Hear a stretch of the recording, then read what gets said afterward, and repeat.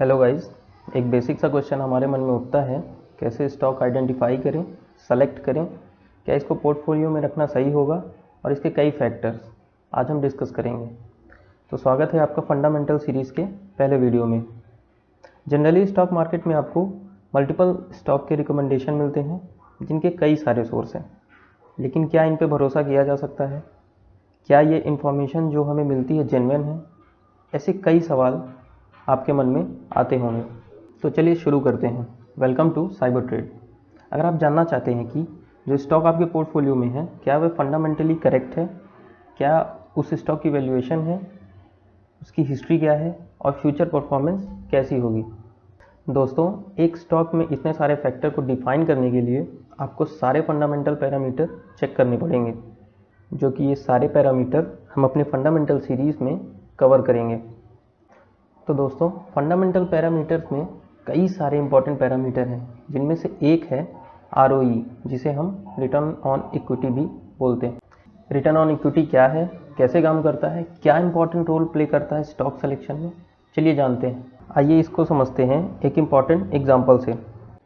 Suppose दो restaurant हैं एक सेम एरिया पे और आपके पास ऑप्शन है, आप उनमें से किसी एक पे इन्वेस्ट कर सकते हैं। जो रेस्टोरेंट ए है हमारा, वो प्रॉफिट जनरेट करता है 30 रुपीज़ आउट ऑफ 100, और जो रेस्टोरेंट बी है वो प्रॉफिट जनरेट करता है 200 रुपीज़ आउट ऑफ 1000। हम ये एज्यूम करते हैं कि इसके बाकी सारे पैरामीटर सेम हैं, तो एज अ इन्वेस्टर आप किस बिजनेस को प्रेफर करोगे? तो अगर हम इसके स्टैटिक कैलकुलेशन में जाएं तो हमें दिख रहा है रेस्टोरेंट बी जो है वो ज़्यादा प्रॉफिट जनरेट कर रहा है, जबकि रियल में रेस्टोरेंट ए जो है वो ज़्यादा इफ़िशियंट है। आइए समझते हैं कैसे। जैसे हमने 100 रुपये इन्वेस्ट करके 30 रुपये कमाए, यानी कि हमको सीधा सीधा 30% का प्रॉफिट हो रहा है। As well as restaurant B में हमने 1000 रुपये स्पेंड करके 200 रुपीज़ बनाए, यानी 20% हमारी कैपिटल का। वही पैसे अगर हम रेस्टोरेंट ए में लगाते तो 1000 रुपीज़ का 300 रिटर्न मिलता, यानी कि 30%। ये नेचुरल है कि रेस्टोरेंट ए जो है वो इन्वेस्टर्स की पहली चॉइस होनी चाहिए। दोस्तों, किसी भी स्टॉक में इन्वेस्ट करने से पहले उस अंडरलाइंग बिजनेस का इफ़िशियंसी क्या है ये हमें जान लेना चाहिए, और रिटर्न ऑन इक्विटी की मदद से हम मैनेजमेंट की इफ़िशियंसी का पता कर सकते हैं।